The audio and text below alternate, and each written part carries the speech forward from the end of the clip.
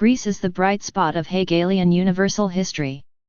In Syria, Jerusalem is the center of Judaism and Christianity. To the southwest are Mecca and Medina, origins of the Muslim faith. To the west, Delphi, Athens. More to the west, Rome and Carthage. To the south is Alexandria. Remote East Asia is cut off from the process of Hegelian world history and does not intervene in it. Northern Europe does not enter until later in Hegelian world history, it does not intervene during antiquity. The Far East maintains its closed unity, and does not join the Hegelian world history movement. The other extreme, that is, the countries north of the Alps, enter Hegelian universal history. The countries of the West bring the decline of Hegelian history. Hegel affirms that except for the northern coast of Africa, because it is located near Europe, European Africa, and that it has developed as a reflection of the outside, has not been the theater of historical events. Southern Africa must be dismissed and forgotten, it means nothing, and it only remains to share the destiny of the great. It is not called to acquire a figure of its own. Africa proper, is the characteristic part of this continent. We begin by considering this continent because we can immediately put it aside, so to speak. It has no historical interest of its own, but that men live there in barbarism and savagery without supplying any ingredient to civilization. Hegel, 1994, p. 180. For Hegel, North Africa, bathed by the Mediterranean Sea, Morocco, Fes, Algiers, Tunis, Tripoli. That part does not belong to Africa, but rather to Spain, with which it forms a basin. That part is Africa that lives in dependence, whose life has always developed as a reflection of the outside. It has not been the theater of historical events, but has always depended on great revolutions. It depended on the Phoenicians, the Romans, the Vandals, the Romans of the Byzantine Empire, the Arabs, the Turks, the pirate states. Hegel, 1994, p. 180. Hegel's thought expresses a regenerative and military mission of the colonialist powers over the so-called savage peoples. Compare the statements of Hegel, with the expressions of the representative, Struther in the Congress of 1819, in relation to the war against the Seminoles. Sir, the western frontier is the region of the world where civilization is carrying out the fastest and most extensive conquest of the desert, taking with it the Christian religion and all the social virtues. It is the point where the race is most progressive, but it will suffice to affirm the principle that the God of nature has limited your march in that direction, the principle that the Indian is the supreme lord of that vast domain, around which justice and religion have drawn a circle that does not dare you trespass, so that the progress of humanity is interrupted, and one of the most beautiful and fertile tracts of the earth is condemned to perpetual sterility, like a hunting ground for wild dogs. Weinberg, 1968, p. 86. Hegel's ideas have had their influence on the expansionist geography of vital space and manifest destiny, but from my point of view, the influence of Calvinist predestination and Puritanism had long ago an important participation, through transmutations, on the ideas of racial expansionist predestination and the explosion of racism in the 19th century. In a state of savagery we find the African, affirms the Eurocentric philosopher, while we can observe him, and so he has remained. The black represents the natural man in all his barbarism and violence. To understand it we must forget all the European representations. We must forget God and the moral law. To understand it exactly, we must abstract from all respect and morality, from all sentiment. All this is of more in the immediate man, in whose character nothing is found that sounds human. For this reason, it is precisely not easy for us to imagine its nature inside, as we cannot understand a dog or a Greek kneeling in front of the statue of Zeus. Only through thought can we attain an intelligence of its nature, but we cannot feel more than that which is equal to our sensations. Hegel, 1994, p. 183. For Hegel, the black lives in a state of innocence, of the unity of man with God and nature. Here we see the influence of the Eden myth on the philosopher's ideas. This first state of innocence is called by him as the animal state of humanity. From what we are understanding, we can affirm that Eurocentrism contains a monotheistic religious centrism, through which all pagan religions and contrary to the only truth established by providence must be judged. From this point of view, Hegel cannot conceive that the African is not capable of recognizing a single supreme being, an absolutely objective, absolute, determining being, a superior power against which man stands as something weaker, as something inferior. Hegel's God must be represented in the true form, not through the worship of the stars and rivers. The African blacks are sorcerers, because they attribute powers over nature instead of submitting to a single God. At the same time, Hegel stands as a messianic leader in the sense that if history has its climax in Europe, Hegel thus becomes the philosopher of the end of history. Ahead of him there will be nothing higher, and looking back he will see a lower, immature process, the childhood of humanity whose culmination is himself. Hegel has reached the promised land, a land where milk and honey flow, an industrial, productive land, whose mission is to give birth to humanity, and eliminate in its path the pagan element contrary to the only and absolute established monotheistic truth. By providence. The factors that attempted to maintain slavery must be understood for socio-economic causes, as stated by Eric Williams, that even though it was a hateful device, slavery was an economic institution of prime importance, wrote Gibbon Wakefield. The adoption of slavery has nothing to do with moral circumstances, but economic ones. They are not related to vice and virtue, but to production. Williams, N.D., pages 31 to 32.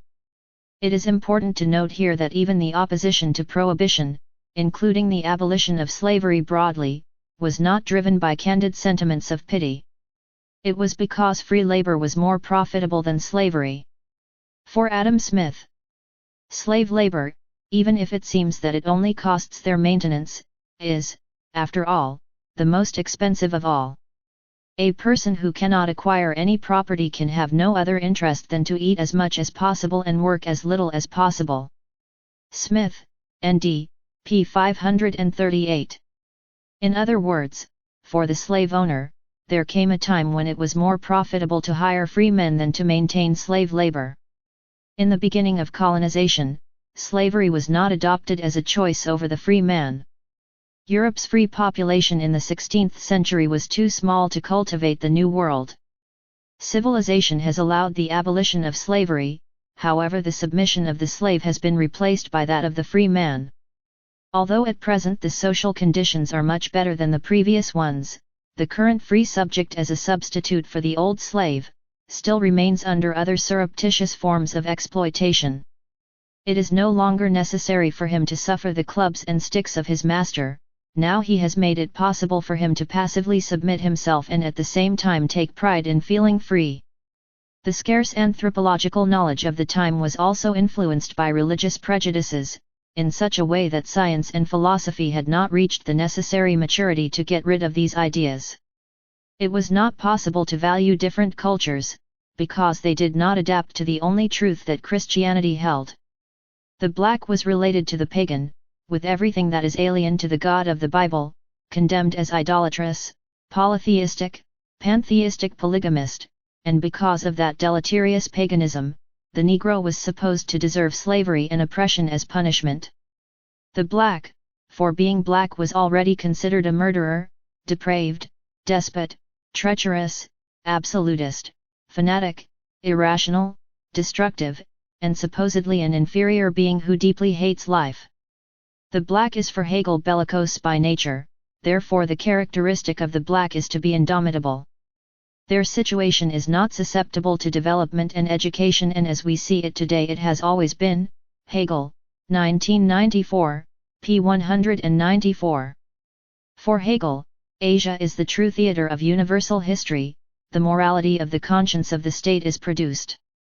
In Asia, the light of the spirit, the consciousness of something universal, and, with it, universal history emerged. Europe is the center and end of the Old World, it is the absolute West, and Asia is the absolute East, heliodromic theory. Siberia is not suitable for the constitution of universal history. China, India, and Babylon have remained closed within themselves, they have not passed to the beginning of the sea. While Hegel believes that history must begin with the Chinese Empire due to its antiquity, however, the static supersedes the historical, in such a way that China and India are outside world history. Neither in China nor in India is there progress, transition to something else. Hegel, 1994, p. 221. The influence of Protestant theology has been present in all of Hegel's work, whether in the conscious or unconscious form. The historical and philosophical interpretation of the West has been altered by the influence of theology and Eurocentric forces, colonialism, racism, unconscious desires and interpretations, rationalizations, projections, and expansionist ideologies. To such an extent religion has been an obstacle in Hegelian thought that establishes certain biblical accounts as absolute truth, and any idea that does not adapt to that providentially established truth is dismissed as false. In such a way that he concludes that the Chinese tradition cannot be more than 4,400 years old because it would precede the time of the Genesis flood according to the Mosaic accounts. He does not come to this conclusion because of a deep historical analysis, but because it would discredit the tradition of such stories. Hegel, 1994, p. 224. Hegel cannot admit that Greece and Europe have received the scientific, philosophical, and artistic influence of other empires, be it Egypt, China, or India. He will have to eliminate that idea from his conscious thought. Therefore, to maintain his Eurocentric position, the philosopher will have to minimize all other cultures and simultaneously prioritize the European one. Europe has to remain in the center, therefore it is necessary to push all other civilizations to the periphery.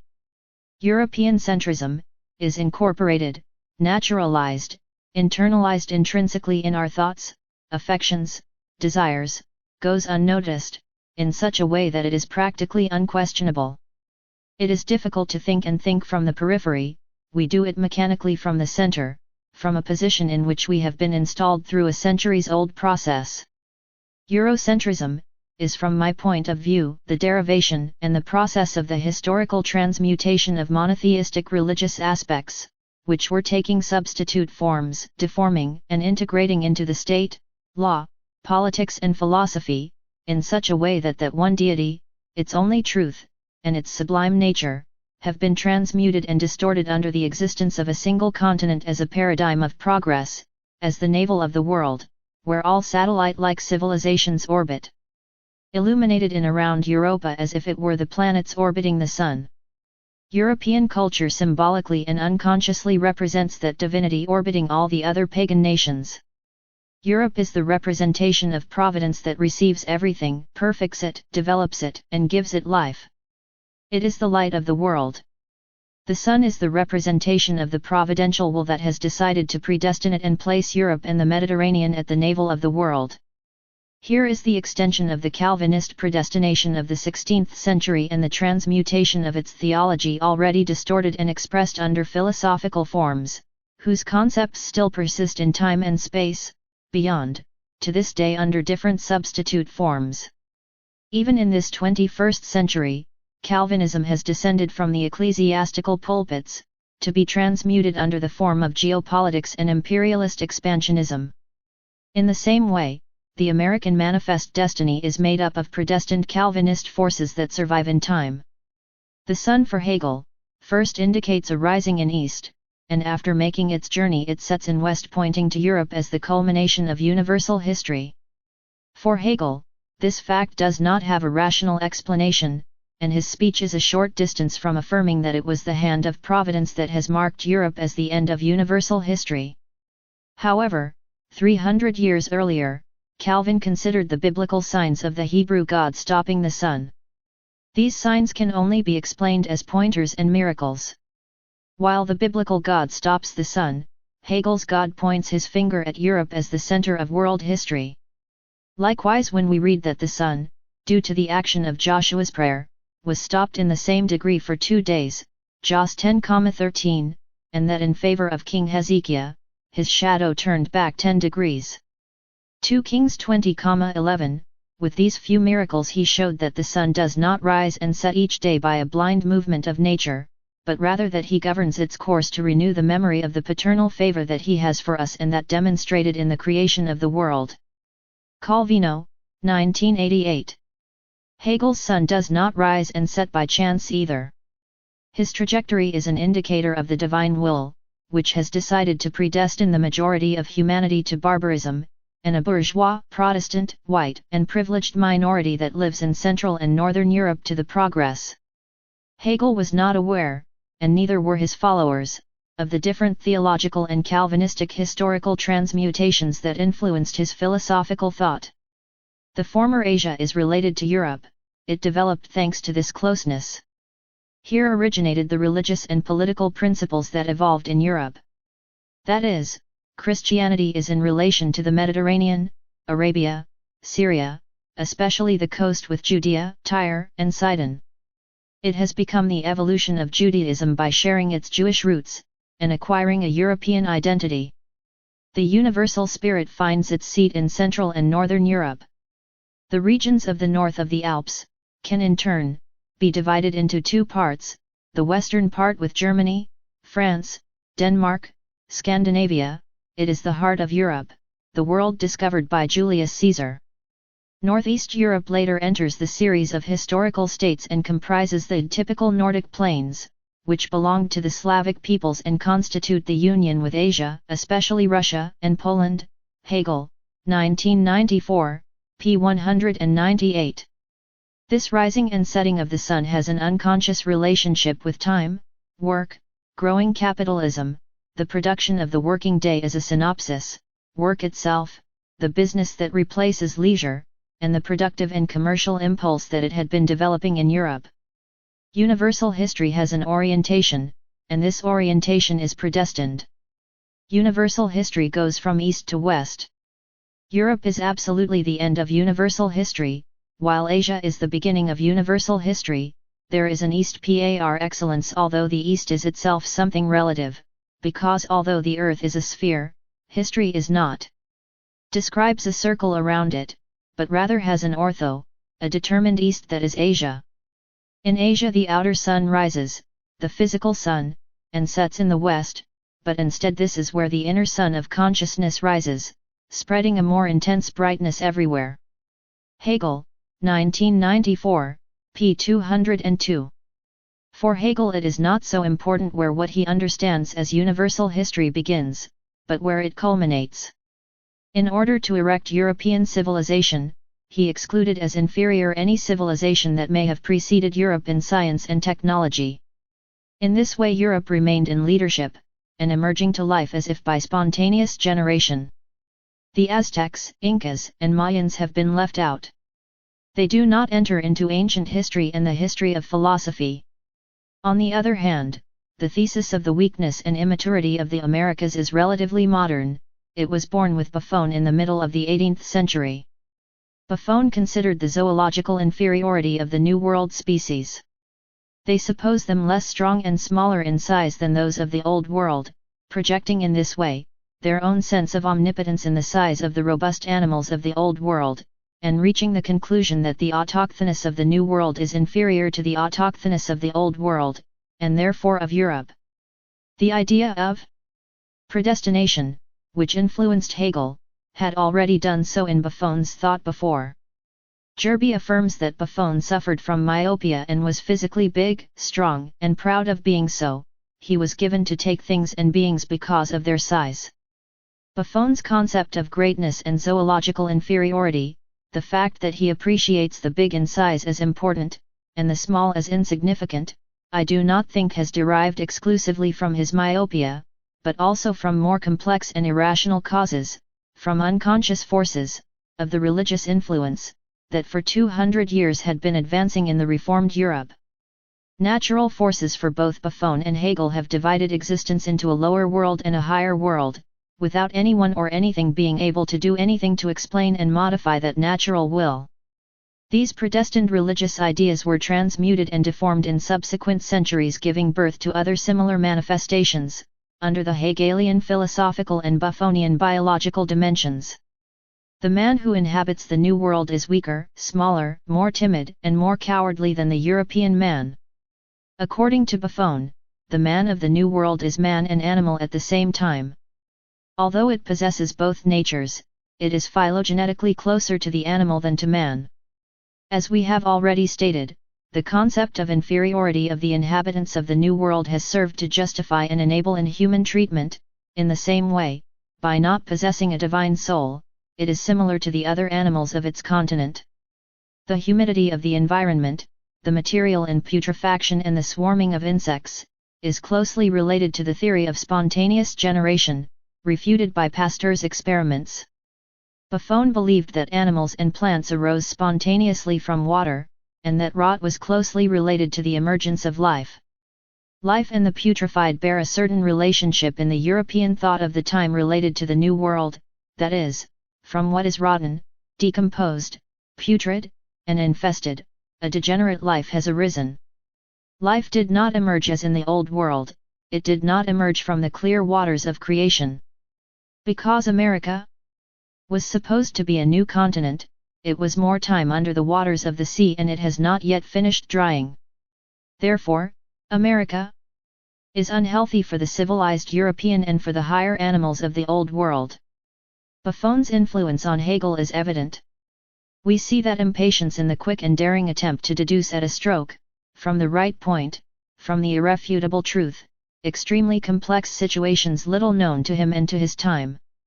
Instead, Buffon's impatience lay in the impossibility of stopping to look conscientiously at the small. For Hegel, history and philosophy must deal with great events, and for Buffon, the natural sciences must deal with great animals. The caprice of nature has determined and predestined the existence of a strong, active, superior continent, and another weak, passive, and inferior continent. The concept of big and small, of important and insignificant, of New World and Old World will be gaining strength in Europe. Biology has been influenced by racism. The stable was supposed to be superior to the changeable. That is, species that do not change are naturally superior to species that change. Therefore, there should be no alteration because otherwise it would descend in rank. The alterable is inferior, and it is explained as degenerations of a prototype. The mixture with close and different species form degraded genera. These ideas of mixing degeneration, in the field of biology, are closely linked to the deleterious concept that supposedly induces us to mix the European superior man, which should be kept in a state of racial purity, with the men lower, taking into account that variability is the product of imperfection. The unalterable comes close to the divine and eternal nature, therefore, what is naturally superior must remain superior, in an unalterable state, not get mixed up and degenerate. Therefore, change weakens racial purity, and thus the entire social structure is altered. Living beings were ordered and valued according to volume, men and women according to their race, body size, skin color, origin, and skull size. Buffon interpreted the zoological geography of the New World as degenerate and immature, while that of the Old World as mature and perfect. This contrast points to the geography of the Old World as a paradigm, to understand the value of the existing fauna in the rest of the world. Antonello Gerbi affirms that with Buffon Eurocentrism is consolidated in such a way that civil and political Europe defined itself in opposition to Asia and Africa, physical Europe sympathized with the other continents of the Old World and faced the other with an undaunted gesture. The New World. While for Buffon animals were created in the Old World and migrated to the New World where they had degenerated there, European philosophers and writers claimed for Europe, the origin of science and technology, civilization, arts, the discovery of America. Contact with a new world, very different and arcane, led them to travel through new ways of thinking to interpret that unknown reality. New questions were raised that necessarily had to be answered according to the prevailing paradigm in Europe. It was necessary to explain the existence of great civilizations unknown until that moment, imposing pyramids and buildings located far away, on the other side of the Atlantic Ocean. One logic had to be deconstructed to build another, and at the same time modify theological and philosophical concepts, emerging deep doubts, fears, uncertainties, anxieties, defensive behaviors of rejection and demonization towards the unknown new world through strong resistance to what a stranger. They could not understand the great difference between one continent and the other, despite the fact that both worlds belong to the same globe. The European haughtiness responds to a large extent to a compensation mechanism, astonished when compared, before its own discoveries. The doubt and uncertainty generated by the existence of an unknown new world has sought as an unconscious response, the elimination of what has been discovered. That is, although you want to know and take possession of the known, at the same time you fear knowing. Knowledge puts at risk a whole building of convictions which will be threatened by the known, and by the new ideological changes that this generates. European pride has been strengthened by the discovery of the new world. When being compared to the unknown, when knowing the existence of a new world, it was necessary to give an explanation, and to know that this novelty will inevitably modify his worldview, compelling him to leave a position of security and stability. Ignorance, prejudice, and fear of the unknown were intense. It was believed that the swamps of the New World made the air unhealthy and unbreathable, that the earth produced poisons, that animals are smaller because they are malnourished, that many of them have become extinct due to the same conditions, and that men they could not multiply because their sexual organs had suffered a certain atrophy. They believed that the climate and humidity predisposed to degeneration, and that the natives were not very industrious and stupid, little virile, less strong and courageous than the Europeans, without the capacity to love, degraded in their stature, and of little advanced ingenuity to the arts. Puritan Reverend Cotton Mather stated that the devil had plausibly lured those wretched savages to America, in the hope that the good news would never reach such remote regions. Jerby, 1960, p. 71. In other words, the Christian message of the Great Commission, which holds the only absolute truth, is supposed to spread tirelessly throughout the world, as it is a redemptive message. That is to say, the spiritual warfare that is lived in the celestial regions is displaced and carried out here on earth through the imposition of the only truth. These same celestial forces have descended to earth and are the cause of blinding the understanding of mortals. As the truth is imposed by all corners of the globe, mortals will be able to free themselves from such forces and the truth will expand triumphantly. The evangelizing and missionary work implies a mandatory mandate imposed by God for humanity to reach faith and escape from eternal torture. Religious expansionism transmuted having as one of the destinations the political expansion and the jingoistic charge of the white man.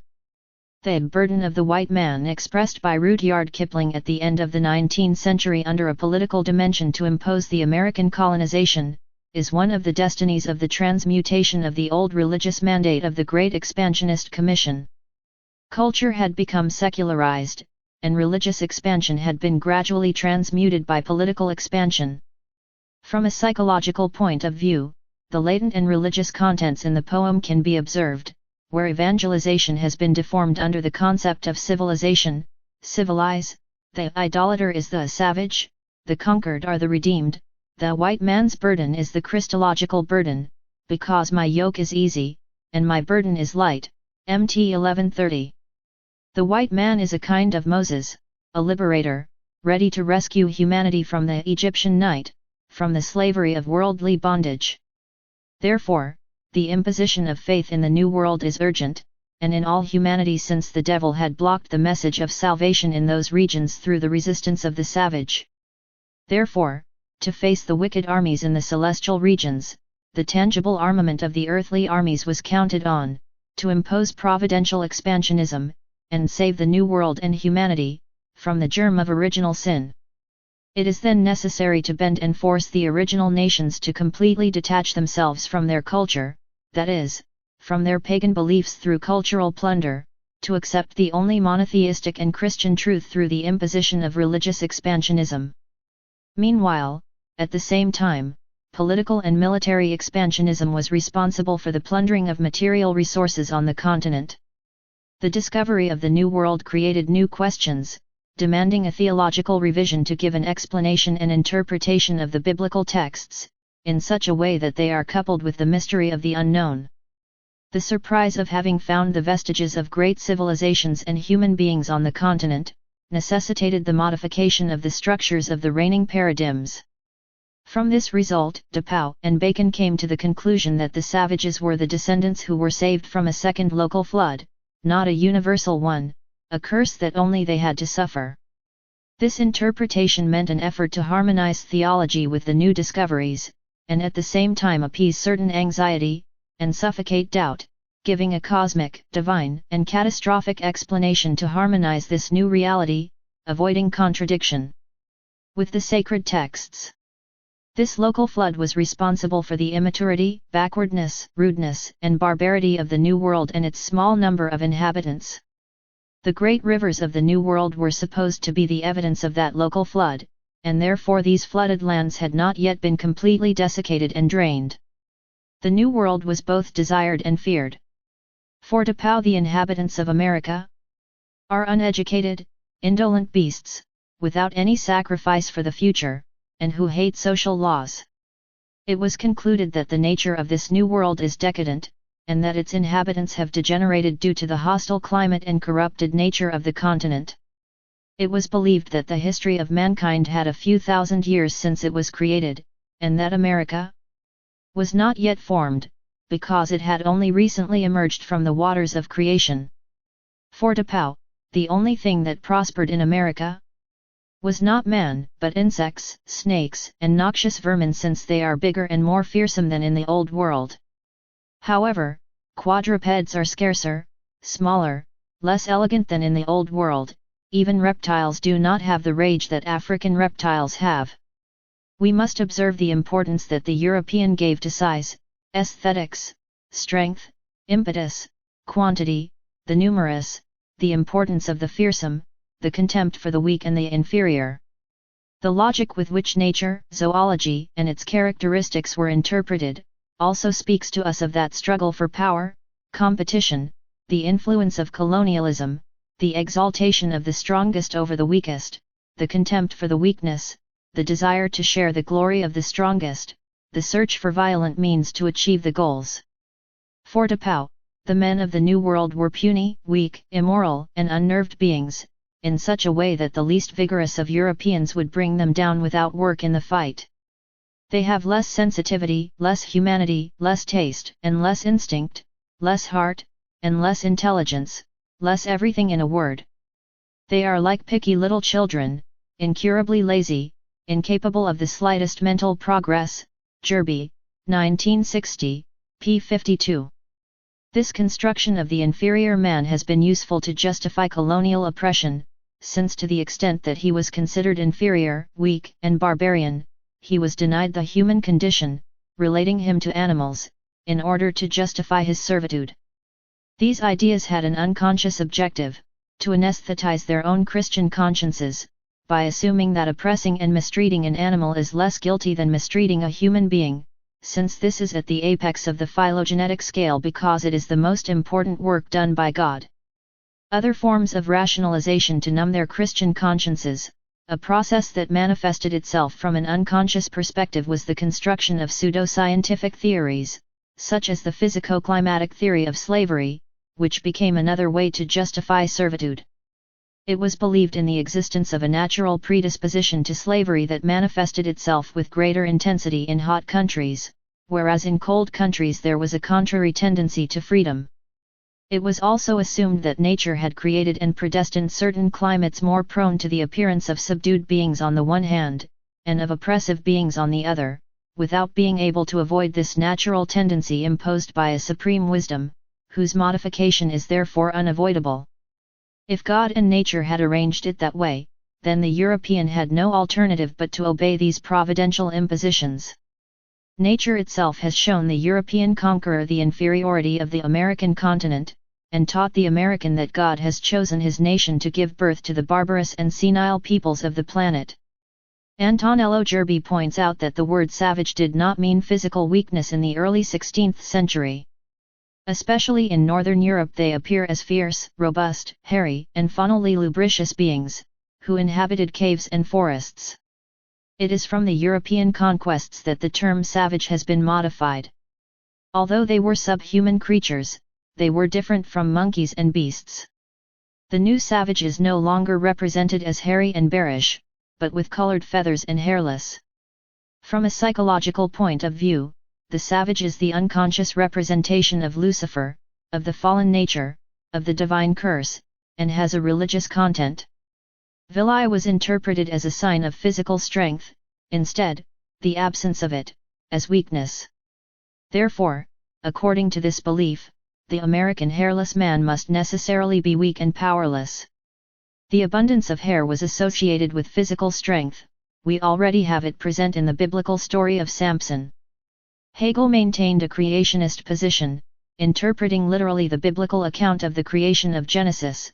Therefore, the species were always as they are today. Everything repeats itself without variation. Natural laws are uniform, invariable, static.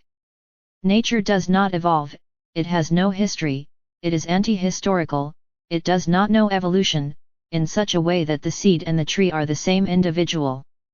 The human being belongs to history, instead the species are static, they do not evolve. The fish was always a fish, the elephant has always been an elephant, and the bird has always been a bird, neither has emerged from the other. Hegel believed that man had not evolved from animals, nor animals from plants, because species are rigid, restricted, whose limits are fixed and cannot be transposed.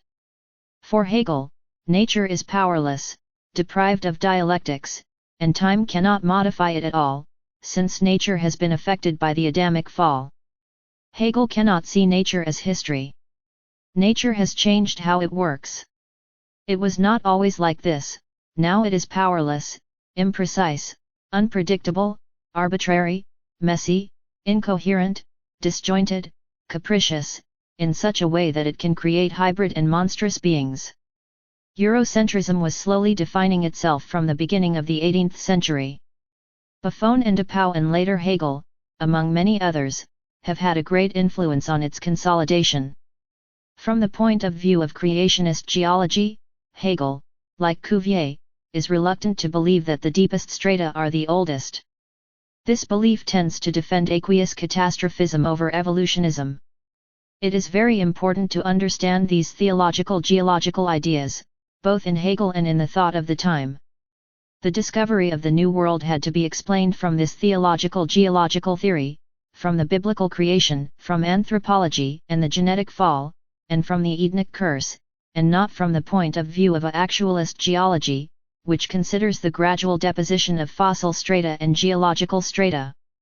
It is not possible to believe in the ideas of a biblical and uncompromising supernatural catastrophism, having simultaneously rejected the literal interpretation of the fall of Genesis, and the Adamic curse. When it is interpreted from the Old World that the vegetables of the New World are inferior, the theology of the Edenic curse is being taken into account as the fundamental basis for said interpretation. It is assumed that the entire living environment after the Edenic fall, the animal kingdom, plant, the cosmos, man, and nature, were altered by that same Adamic transgression. To try to understand the difference between the two worlds, it was believed that the New World, being geologically younger, emerged from the waters later, and therefore is not yet mature like the Old World, which emerged first and had more time to dry out, and shed an unfavorable anthropological, geological, zoological, and botanical climatic nebula. Because it is a new world, it had to overcome the consequences of the Adamic curse with greater delay than in the Old World, and for that reason, it was assumed that its inhabitants still lived in a natural state of savagery and barbarism. Therefore, the superiority of Europe over America is also a theological superiority, because being older, it had more time to rid itself of the affront of the curse of the fall before which all humanity had to suffer. Other unconscious forms of justification and rationalization of power have been the construction of a geographical predestination by which it was believed that the topology of the globe has been defined by an unknown and providential design. The mountains, the oceans are all put in place to divide, separate or in some cases to unify. This geography has allowed Germany to be the end of world history.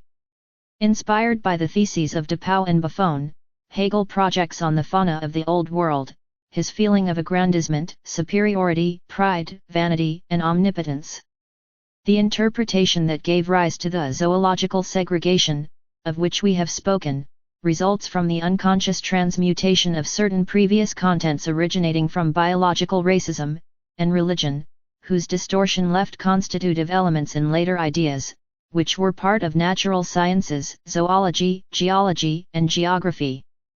The colonialist historical moment of the time was strongly influenced by these irrational forces.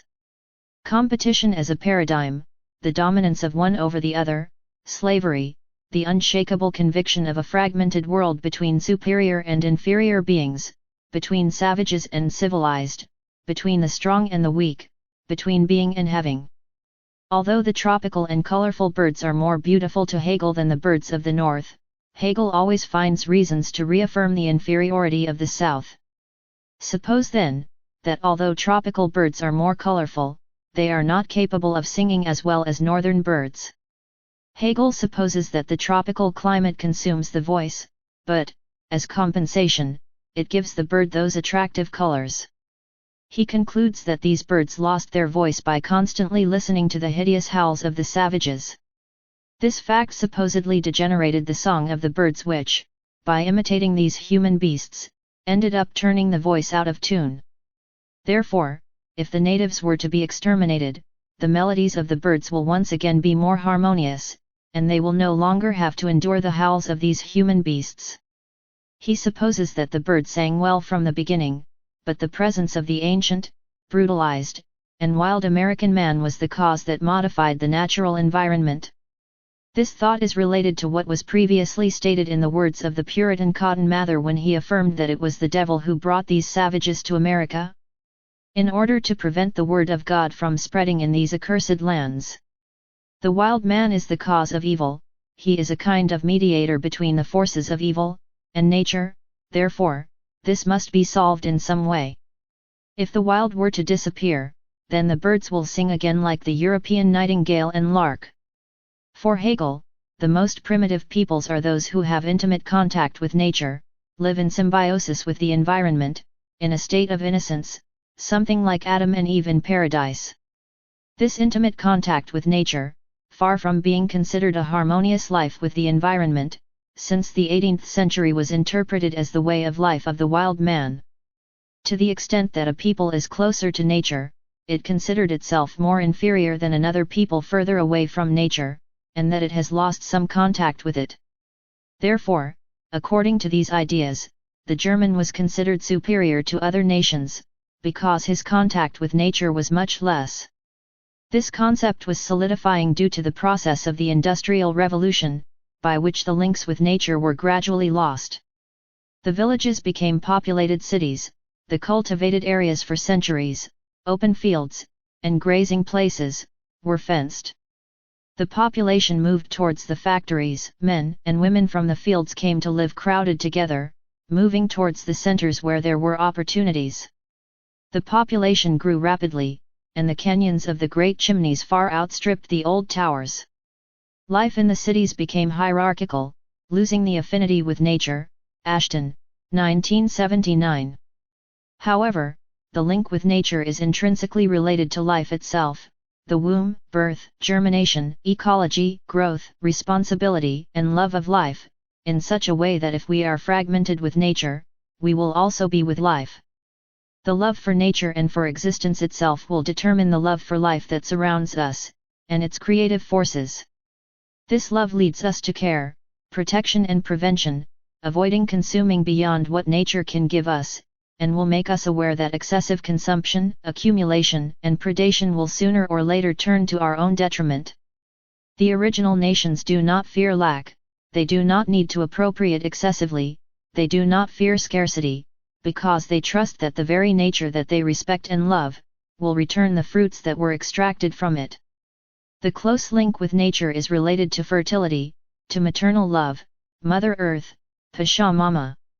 This bond is determined by parity, the satisfaction that all humans are received by the unconditional love of the mother, and that we do not have the obligation to do something, or to be something or have something, to be loved, because we already are.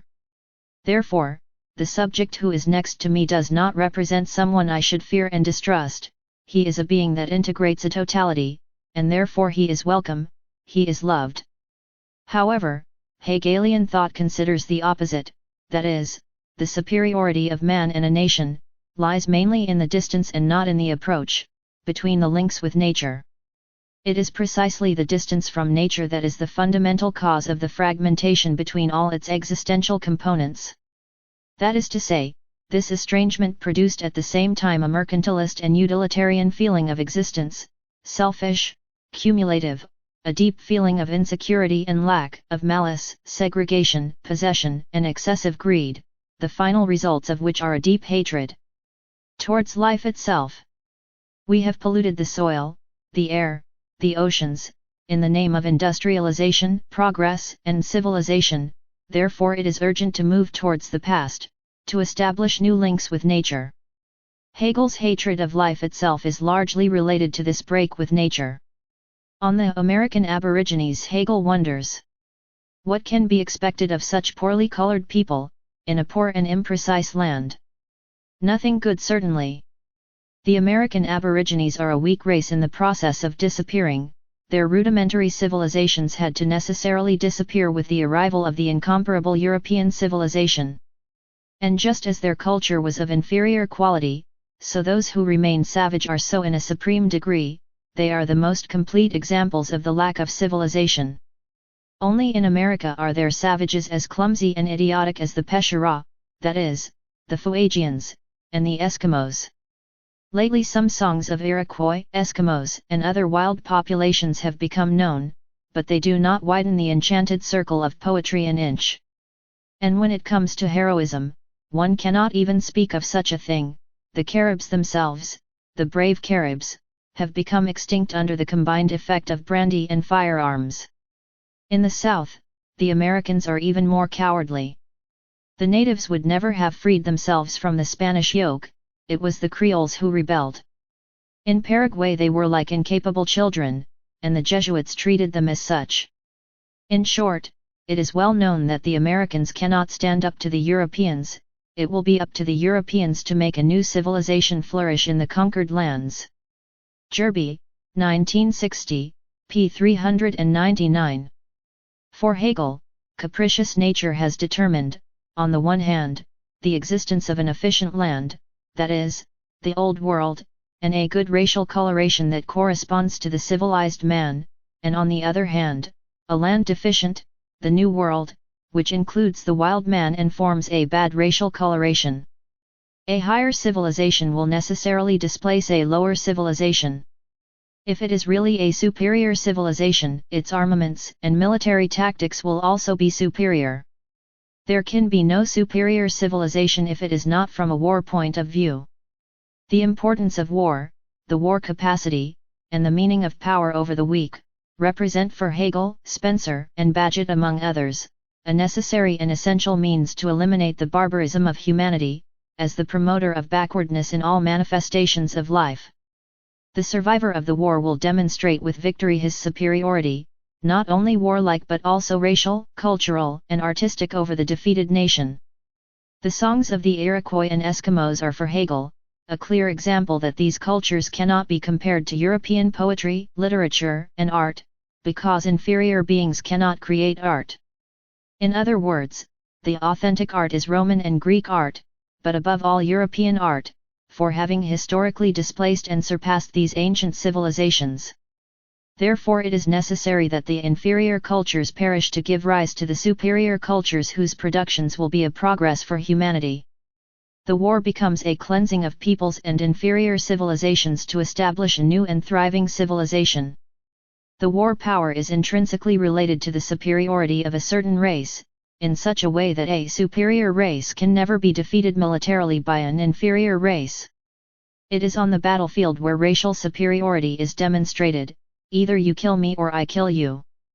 For Hegel, the concept of the spirit represents that hegemonic, civilizing superior influence, which suffocates and ends up annihilating inferior cultures to impose civilization and progress in their place.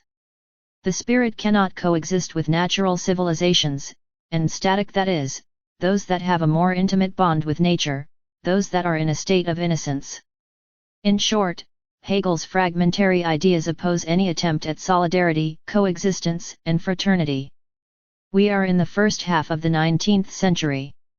The reader already has enough material, be it the concept of Hegelian heliodromic theory as that of history and the contempt for racial inferiority, to understand the historical process that will gradually lead 19th century Europe towards the construction of National Socialism. German, the theory of vital space, and the movements that will emerge in the next century. It should be noted that Hegel was influenced by the theories of the geographer Karl Ritter. Referring to the Old World, Hegel stated that in Ritter, we find ingenious suggestions concerning the nexus of later historical evolution. Hegel, 1994, p. 179. For Karl Ritter, progress needs to occupy a certain geographical space, therefore, nations must grapple with each other to grow and expand, making it necessary to assimilate and even eliminate nations that represent an obstacle to such progress. These ideas were widespread in 18th and 19th century Europe. It was believed that ethnic superiority could be empirically demonstrated in military power, and in the capacity for progress of the rising nations. That these capabilities enabled certain nations to geographically displace all other surrounding inferior peoples. As we will see later, these Western totalitarian ideologies have been driven by historical forces through the reproduction of monotheistic expansionism. These unconscious and historical millennial forces have been prolonged, projected, and extended in time through a process of various transmutations. War dominance was considered progress, not only for the geographically expanding superior nation, but also for humanity. That is, to the extent that a superior nation expands, humanity is illuminated with the light of progress that same expansionist nation radiates. The price that must be paid to achieve progress is the expiatory annihilation of thousands of human beings. The impulse towards destruction, to the elimination of the other, to his disappearance constitutes here an unconscious mechanism that tries to suffocate the constant fear of being destroyed. By believing that reality operates in that way, either you kill me or I kill you, then it is necessary to always be alert to the anguish that a constant feeling of threat generates. Compulsive destruction responds in this context to a need for survival by projecting one's own violence onto the other. Therefore, staying still and helpless is equivalent to succumbing, expecting to be eliminated at any moment. Compulsive possession becomes a defense mechanism to avoid being possessed and annihilated by someone else, because if we renounce possession, we run the risk of being possessed. We destroy to avoid feeling compared. By eliminating the other we avoid comparison, because that other has been eliminated, and therefore we cannot compare ourselves with something that no longer exists. The love of the country, duty, and the most pious feelings are often charged with a deep feeling of hatred and destructiveness. They constitute rationalizations, collective justifications, which, lacking reason, are impelled to construct pseudoscientific theories to achieve legitimacy. What is destroyed has a secondary value. What is important is the compulsion to destroy that is linked to a feeling of powerlessness, of frustration, that hinder and obstruct the needs for happiness and satisfaction. The oppressive culture, and religious taboos, often constitute and promote social dissatisfaction, the consequence of which is the search for destructiveness. The impossibility of expanding psychologically and socially, the frustration, repression and difficulty in developing human productive capacities, has determined the excessive appetite for power as compensation. Based on the ideologies of the vital space, of manifest destiny, of the Monroe Doctrine, the interventionism of the colonizing nations is justified. Civilizations such as the Aztecs, the Mayas, and Incas, from the European hegemony perspective, and Hegelian thought, are considered inferior, and therefore, they are outside the philosophy and universal history. Humboldt deplores the lack of appreciation of the great civilization to which the Aztecs had arrived. These authors consider every state of man barbarous, which is far from the type of culture that they have elaborated according to their systematic ideas. We cannot admit these sharp distinctions between barbarian nations and civilized nations. Gerby, 1960, p. 382. Humboldt indeed sees perfectly how arbitrary and antiquated is the philosophy of nature, which has its pearl in the Hegelian condemnation of the Americas, and does not hesitate to ridicule it. One of his lessons of 1827-28 begins with a protest or putting on guard against Hegel, whose philosophy of nature without knowledge and without experience is reproached for a more rigid schematism than that imposed by the Middle Ages to humanity. This philosophy communicates the intoxicating illusion of firmly possessing the truth, but it resolves itself into the gleeful and brief saturnalia of a merely ideal science of nature in a hilarious maddened philosopher's masked ball. Gerby affirms that for the rest, Humboldt also attacks Hegel himself personally, when in his Philosophia de la Historia he finds so many abstract statements and completely false judgments about the Americas, and about India. When reading these hoaxes, writes the Naturalist to warn Hagen von Entz, feels oppressed and in a state of mental distress. And to get rid of it, add to the letter an ironic postscript. I have organized my life very badly, and soon I will be completely crazy. I would gladly renounce this European beef which Hegel wants us to pass off as far superior to the American cow, and I would like to live next to those weak and harmless crocodiles of his, but which are unfortunately 25 feet long. Gerby, 1960, pages 384 to 385. However, on the other side of the Atlantic, one could not exalt the greatness of a flourishing new state, and at the same time accept the Buffonian thesis of a continental curse. From my point of view, the construction of Eurocentrism, which had its greatest exponent in Hegel, owes to a great extent its strengthening to the process of independence from the United States. I will try to show that the Eurocentric theses are a relatively recent construction, and that they have emerged in the 18th and 19th centuries, and whose emergence was prompted by the independence of the English colonies in America. The denigration directed against the New World was inspired by the rejection and antipathy that Europe experienced for the independence process. There was a threat that the United States, once established on the continent, would take away their overseas territories from the European colonial powers, and continue to expand throughout the continent. The enormous distance from the Atlantic hindered the control of the powers over their colonies, and the geographical position of the young nation was very favorable, and it lacked powerful neighbors, having before its eyes an entire continent to continue its expansionism. Europe realized that it could no longer continue to retain its colonies. The Buffonian Depuian construction of the curse of the New World, the Eurocentric and heliodromic Hegelian theory, responds to a great extent to this threat, and constitutes a defensive reaction, as compensation, through the forced search for exaltation and comparison, in the face of a feeling of uncertainty, threat, and loss. It was further feared that the young nation would expand and be more prosperous and culturally superior than Europe. This created a narcissistic wound, to coin a Freudian term, which motivated Europeans to experience defensive and omnipotent behavior. The belief in a cursed and inferior continent was not only destined to degrade the New World, but also to exalt Europe. Europe is supposed to be superior to the New World, and despite the independence of the English colonies, Europe will remain superior. It was necessary to believe that civilization goes from east to west, that Europe is the absolute West, and that the young American nation is outside world history. As the English colonies in America became emancipated, the Eurocentric theories of Hegel, Depau, and Buffon gradually dissolved. It was reasonable that these ideas were rejected by American society. Its inhabitants refused to accept the supposed curse of their own continent, in such a way that at the end of the 18th century and at the other end of the Atlantic these ideas had already lost their importance. However, Eurocentrism extended its marked influence beyond the Atlantic in the form of an American centrism, but without losing its Eurocentric character. Eurocentrism passed from the Old World to the New World under new forms of power.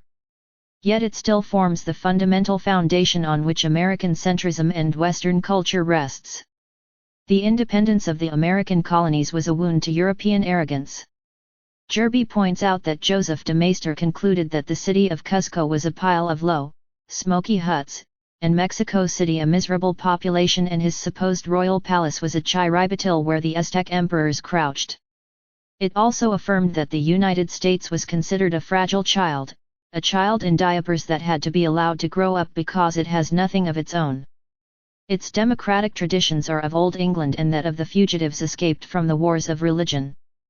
Brissot de Warville affirmed that America will never have huge cities like London or Paris, and according to the prophecies of P.S. Ballanche, the young Americas, deprived of their past, poor little orphans, barely 300 years old, will have to wait for the 3,000 years of history that Europe tells.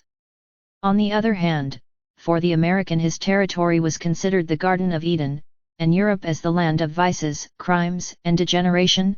Gerby, 1960,